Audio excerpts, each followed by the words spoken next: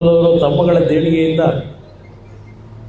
ಆ ದೇವರ ಪುನರ್ಜೀವನವನ್ನು ದೇವಸ್ಥಾನವನ್ನು ಮಾಡ್ತಕ್ಕಂಥದ್ದಕ್ಕೆ ತಮ್ಮೆಲ್ಲರ ಒಂದು ಸಹಕಾರ ಏನಿದೆ. ಪ್ರಥಮವಾಗಿ ಆ ಭಗವಂತ ಬಾಲಹಳ್ಳಿ ಗ್ರಾಮದ ಜನತೆಗೆ ಅಷ್ಟೇ ಅಲ್ಲ, ಇಡೀ ರಾಜ್ಯಕ್ಕೆ, ದೇಶಕ್ಕೆ ಒಂದು ಉತ್ತಮವಾದಂಥ ಬದುಕನ್ನು, ನೆಮ್ಮದಿಯ ಜೀವನವನ್ನು ಕೊಡ್ತಕ್ಕಂಥದ್ದಕ್ಕೆ ಎಲ್ಲರಿಗೂ ಅನುಗ್ರಹಿಸಲಿ ಅಂತಕ್ಕಂಥ ಪ್ರಾರ್ಥನೆಯನ್ನು ಪ್ರಥಮವಾಗಿ ಸಲ್ಲಿಸಲಿಕ್ಕೆ ಬಯಸ್ತೇನೆ. ಇವತ್ತಿನ ಈ ಒಂದು ಕಾರ್ಯಕ್ರಮದಲ್ಲಿ ಬಹುಶಃ ನಮ್ಮ ತಂದೆಯವರು ವಯಸ್ಸು, ಅವರು ನಮ್ಮ ತಂದೆಯವರಿಂದ ಸಹಪಾಠಿಗಳವರು ಸರ್ಕಾರಿ ಕೆಲಸದಲ್ಲಿದ್ದರು.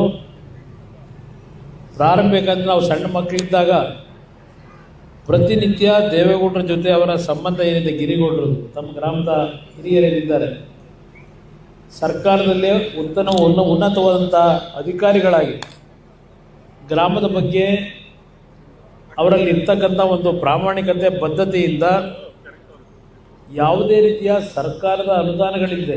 ಅವತ್ತಿನ ಕಾಲದಲ್ಲಿ ನಮ್ಮ ರೈತರಿಗೆ ಬೇಕಾಗಿರ್ತಕ್ಕಂಥ ಒಂದು ಪ್ರಮುಖವಾದಂಥ ಒಂದು ಯೋಜನೆ ಪಶುವೈದ್ಯಕೀಯ ಶಾಲೆಗಳು.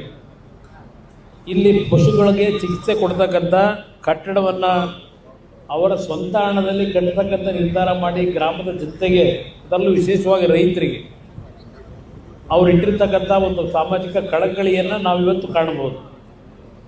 ಗಿರಿಗೌಡರು ನಮಗೆ ತಂದೆಯವರ ವಯಸ್ಸಿನವರು ಇದ್ದಾರೆ. ಅವರು ದೇವೇಗೌಡರಿಗೂ ಅವ್ರಿಗೂ ಬಹುಶಃ 1 ವರ್ಷವೋ 2 ವರ್ಷವೋ ಒಂದು ಅಂತರ ಇರ್ಬೋದು. ಅದರ ಜೊತೆಗೆ ನಮ್ಮ ಲಿಂಗಣ್ಣ ಅವರು ಹಿರಿಯರಿದ್ದಾರೆ. ಎಸ್.ಎಂ. ಕೃಷ್ಣ ಅವರ ಜೊತೆ ಅವರ ಸಂಬಂಧ ಅತ್ಯಂತ ಅನ್ಯೋನ್ಯವಾಗಿದ್ದಂಥದ್ದನ್ನು ನಾನು ಹೇಳ್ತಾ ಇದ್ದರು. ಅವರು ಸಹ ಜಿಲ್ಲಾ ಪಂಚಾಯಿತಿಯ ಅಧ್ಯಕ್ಷರಾಗಿ ಒಳ್ಳೆಯ ಕೆಲಸ ಮಾಡಿ ಇವತ್ತು ಗ್ರಾಮದ ಅಭಿವೃದ್ಧಿಗೆ ಅವರು ಸಹ ದೇಣಿಗೆ ಕೊಟ್ಟಿದ್ದಾರೆ, ಅವರ ಸೇವೆ ಮಾಡಿದ್ದಾರೆ. ಅವರನ್ನು ಈ ಸಂದರ್ಭದಲ್ಲಿ ನಿಮ್ಮ ಪರವಾಗಿ ಅಭಿನಂದಿಸಿ, ವೇದಿಕೆಯ ಈ ಒಂದು ಕಾರ್ಯಕ್ರಮಕ್ಕೆ ನಮ್ಮ ಚಂದ್ರಣ್ಣ ಅವರು ಮತ್ತು ನಮ್ಮ ಮುಕುಂದಣ್ಣ ಅವರಿಬ್ಬರು ಬಂದು, ಅವ್ರ ಜೊತೆಗೆ ಕೆಲವು ಸ್ನೇಹಿತರು ಬಂದಿದ್ದಾರೆ. ಈ ಕಾರ್ಯಕ್ರಮಕ್ಕೆ ಬರಲೇಬೇಕು ಅಂತ ನನ್ನ ಮೇಲೆ ತಾವೇನು ಆಗ್ರಹ ಮಾಡಿದ್ರಿ. ಮೊದಲು 1ನೇ ತಾರೀಕಿಗೆ ಅಂತ ಫಿಕ್ಸ್ ಮಾಡಿದರು ಕಾರ್ಯಕ್ರಮನ. ನಾನು ಹೇಳಿದೆ 1ನೇ ತಾರೀಕು ದೆಹಲಿನಲ್ಲಿ ಕೆಲವು ಪ್ರಮುಖವಾದಂಥ ಸಭೆಗಳಿರ್ತಕ್ಕಂಥ ಹಿನ್ನೆಲೆಯಲ್ಲಿ 28ಕ್ಕೆ ಮಾಡ್ಕೊಳ್ಳಿ ಅಂತ ಹೇಳಿದೆ. 28ಕ್ಕೆ ಅವರು ಆಯಿತು, ನಾವು 28ಕ್ಕೆ ಮಾಡ್ತೀವಿ ಅಂತಕ್ಕಂಥ ಮಾತು ಹೇಳಿದ್ರು.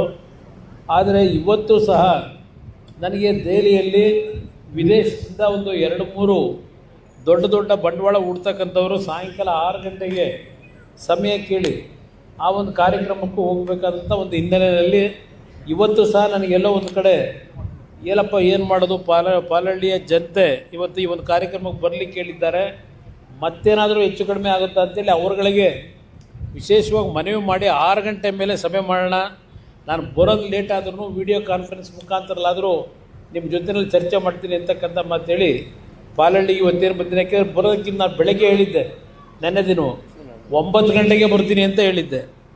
ಆದರೆ 9 ಗಂಟೆಗೆ ನಾನು ಬರಬೇಕು ಅಂದರೆ ಮನೆ ಹತ್ರ ಬರ್ತಕ್ಕಂಥ ಜನರ ಕಷ್ಟಗಳನ್ನು ಕೇಳಿ ಹೊರಡಬೇಕಲ್ಲ. ಆ ಹಿನ್ನೆಲೆ ಎಲ್ಲೆಲ್ಲೋ ಬಂದಿರ್ತಾರೆ ಬೇರೆ ಬೇರೆ ಊರುಗಳಿಂದ. ಬೆಳಗ್ಗೆ ಅವರ ಒಂದು ಕಷ್ಟಗಳನ್ನು ಕೇಳಿ ಅವ್ರ ಕೆಲಸಗಳನ್ನು ಮುಗಿಸಿ ನಾನು ಹೊರಡ ಸ್ವಲ್ಪ ತಡ ಆಗಿದ್ದರಿಂದ ಸ್ವಲ್ಪ ತಡವಾಗಿ ಬಂದಿದ್ದೇನೆ ಅಷ್ಟೇ. ಇದ್ದಾದ್ರೆ 9 ಗಂಟೆಗೆ ಬಂದು ದೇವರಿಗೆ ನಮಸ್ಕಾರ ಮಾಡಿ ಹೊರಡಬೇಕಾಗಿತ್ತು. ಆದರೆ ಇವತ್ತು ನಾನು ಬೆಳಗ್ಗೆನೇ ಬಂದಿದ್ದೆ, ನಿಮ್ಮನ್ನೆಲ್ಲ ನೋಡೋಕ್ಕೂ ಆಗ್ತಿರಲಿಲ್ಲ, ನನ್ನ ಭಾವನೆಗಳನ್ನು ನಿಮ್ಮ ಮುಂದೆ ವ್ಯಕ್ತಪಡಿಸ್ಲಿಕ್ಕೂ ಆಗ್ತಿರಲಿಲ್ಲ. ಇವತ್ತು ಪಾಲಹಳ್ಳಿಯ ನನ್ನ ತಂದೆ ತಾಯಿದ್ದು ನಾನು ರಾಜಕಾರಣಕ್ಕೆ ಬರೋದಕ್ಕಿಂತ ಮುಂಚೆನೂ ನಾನು ಏನಾದರೂ ಈ ರಸ್ತೆಯಲ್ಲಿ ಹೋಗಬೇಕಾದ್ರೆ ನಾನು ನೋಡಿದ್ರೆ 2 ನಿಮಿಷದಲ್ಲಿ ನಿಲ್ಲಿಸಿ 100 ಜನ ಸೇರಿ ನನಗೆ ಆಶೀರ್ವಾದ ಮಾಡ್ತಕ್ಕಂಥ ದಿನಗಳು ಭಾಳ ವರ್ಷಗಳಿಂದ ನಾನು ನೋಡಿದ್ದೀನಿ. ಪಾಲಹಳ್ಳಿನ ಹಲವಾರು ಸಂದರ್ಭದಲ್ಲಿ ರಸ್ತೆ ನಾನು ಹೋಗಬೇಕಾದ್ರೆ.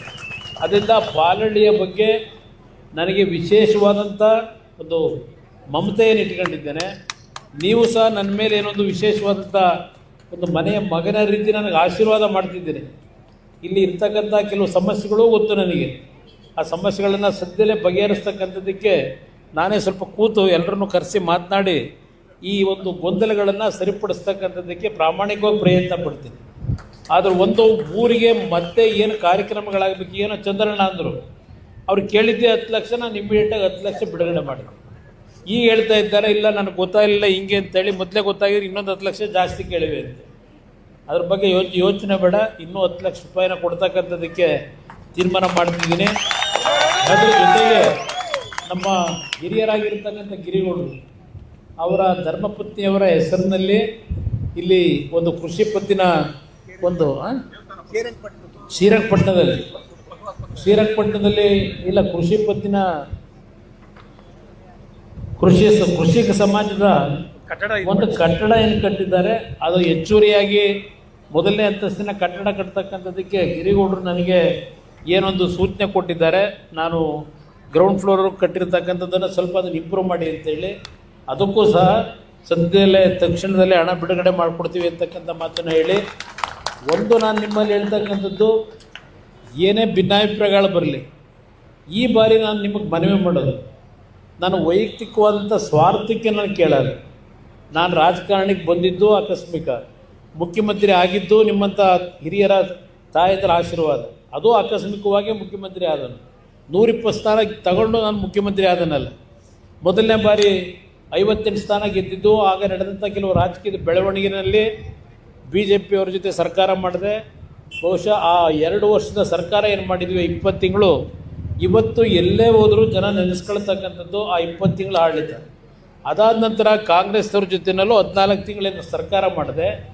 ಅವತ್ತು ನಾನು ಮಾಡಬೇಕಾದ್ರ ಕಾರಣ ನಮ್ಮ ರೈತರ ಆತ್ಮಹತ್ಯೆ ಪ್ರಕರಣಗಳು.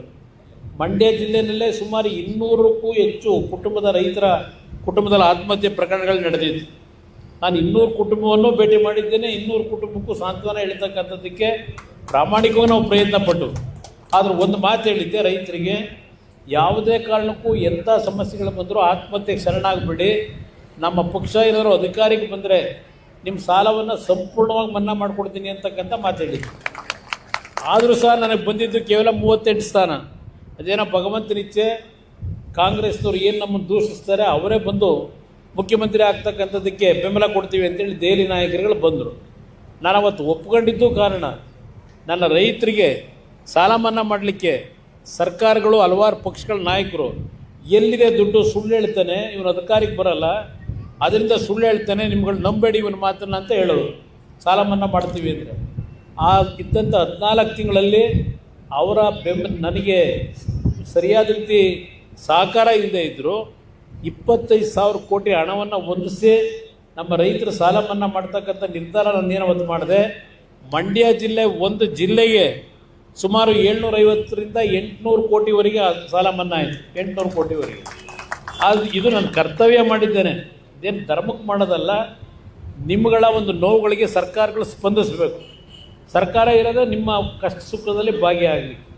ನಾನು ಹಲವಾರು ವಿಷಯಗಳನ್ನು ಚರ್ಚೆ ಮಾಡಬಲ್ಲೆ. ಇವತ್ತು ನಡೀತಿರ್ತಕ್ಕಂಥ ವಿಷಯ ಒಂದು, ನಮ್ಮ ತಾಯಂದಿರಿಗೆ ವಿಶೇಷವಾಗಿ ಮನವಿ ಮಾಡ್ತೀನಿ, ಇದೆಂಥದ್ದು ಗ್ಯಾರಂಟಿ ಸ್ಕೀಮನ್ನು ನಂಬ್ಕೋಬೇಡಿ. ಇವತ್ತು ಕೊಡ್ತಾ ಇರ್ಬೋದು, ನಿಮಗೆ ಯಾರಿಂದ ಕೊಡ್ತಾ ಇದ್ದಾರೆ ದುಡ್ಡನ್ನ, ಅದನ್ನ ಆ ದುಡ್ಡು ನಿಮ್ಮ ದುಡ್ಡೇ. ನಾನು ನಿಮಗೆ ಮನವಿ ಮಾಡ್ತೇನೆ, ಆ ಒಂದು ಹಣವನ್ನು ಕೊಡ್ತಾ ಇರ್ತಕ್ಕಂಥದ್ದು ನಿಮ್ಮ ತೆರಿಗೆ ಹಣದ ದುಡ್ಡು. ಆ ಒಂದು ಹಣವನ್ನು ಈಗ ಹೊಂದಿಸ್ಲಿಕ್ಕೆ ಇವತ್ತು ಬೆಳಗ್ಗೆ ಪತ್ರಿಕೆ ತೆಗೆದ್ರೆ ಮತ್ತಿನ್ಯಾವುದಕ್ಕೂ ಬೆಲೆ ಏರಿಕೆ ಮಾಡಬೇಕು ಅಂತ ಹೇಳಿ ಹೊರಟಿದ್ದಾರೆ ಅಂತೇಳಿ ಪತ್ರಿಕೆಯಲ್ಲಿ ಬಂದಿದೆ. 1ನೇ ತಾರೀಕಿಂದ ಎಲೆಕ್ಟ್ರಿಸಿಟಿ ಬಿಲ್ ಮತ್ತೆ ಜಾಸ್ತಿ ಮಾಡಬೇಕು ಅಂತ ಇದ್ದಾರೆ. ಇನ್ನು ನಮ್ಮ ಮದ್ಯದ ಅಂಗಡಿಗೆ ನಮ್ಮ ಪುರುಷರು ಹೋಗ್ತಕ್ಕಂಥದ್ದೇನಿದೆ ಅಲ್ಲಿ ಇವತ್ತು ಯಾವ ಮಟ್ಟಕ್ಕೆ ರೇಟ್ ರೈಸ್ ಮಾಡಿದ್ದಾರೆ.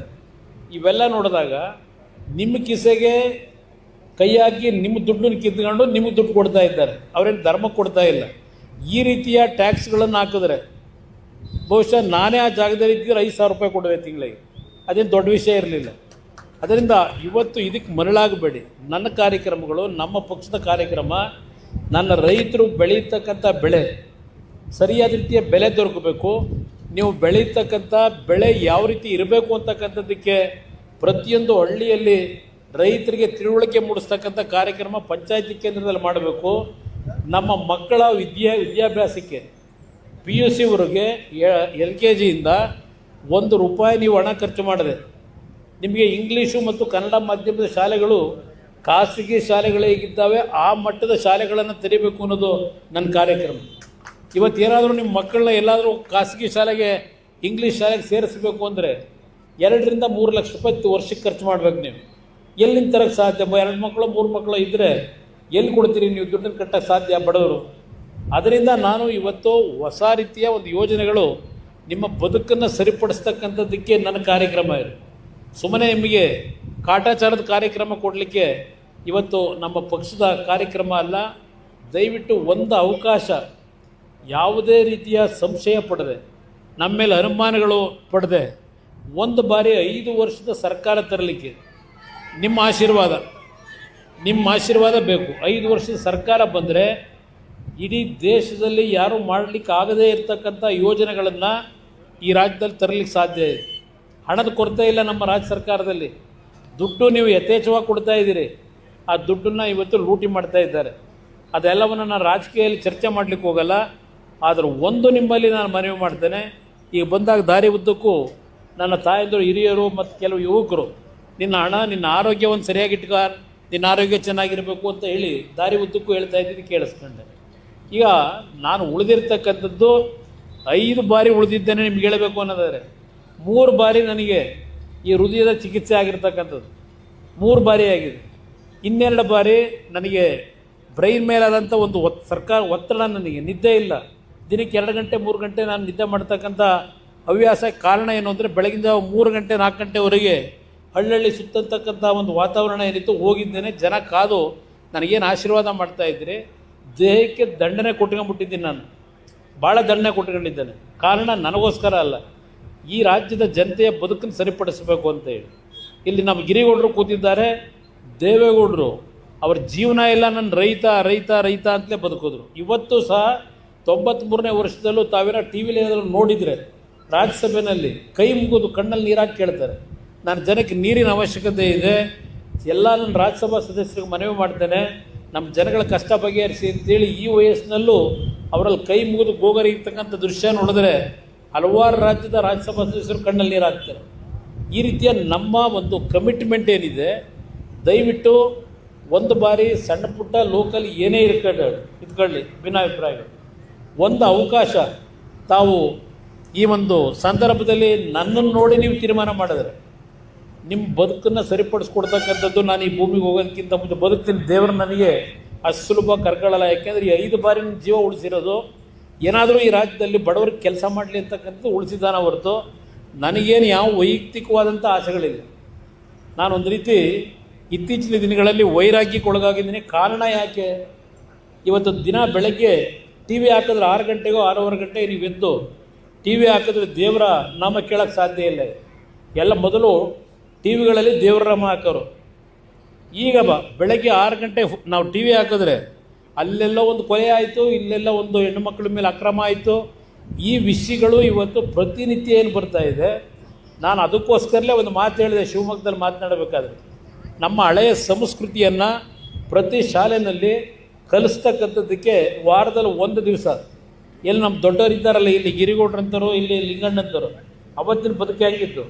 ಇವತ್ತು ರಸ್ತೆ ಆಗಿದೆ, ವಿದ್ಯುತ್ ಶಕ್ತಿ ಕೊಟ್ಟಿದ್ದೀವಿ, ಕುಡಿಯೋ ನೀರು ಕೊಡ್ತೀವಿ, ಉತ್ತಮವಾದಂಥ ಬದುಕು ಎಲ್ಲ ರೀತಿ ಕೊಟ್ಟಿದ್ದೀವಿ.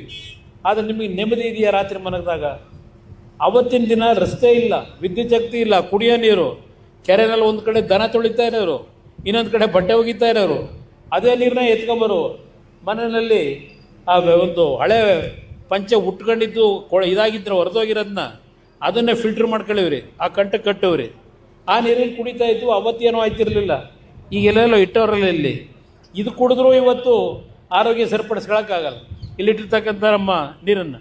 ಅದರಿಂದ ಇವೆಲ್ಲ ನೋಡಿದಾಗ ನಾವು ಎಲ್ಲಿ ಹೋಗ್ತಾ ಇದ್ದೇವೆ? ನಮ್ಮ ಕುಟುಂಬಗಳಲ್ಲಿ ಅಕ್ಕ ತಂಗಿ, ಅಣ್ಣ ತಮ್ಮ, ತಂದೆ ತಾಯಿ ಜನ್ಮ ಕೊಟ್ಟಂಥ ತಂದೆ ತಾಯಿಂದರು, ಅವ್ರ ಬಗ್ಗೆ ನಾವು ಯಾವ ರೀತಿ ನಡ್ಕೋತಾ ಇದ್ದೇವೆ?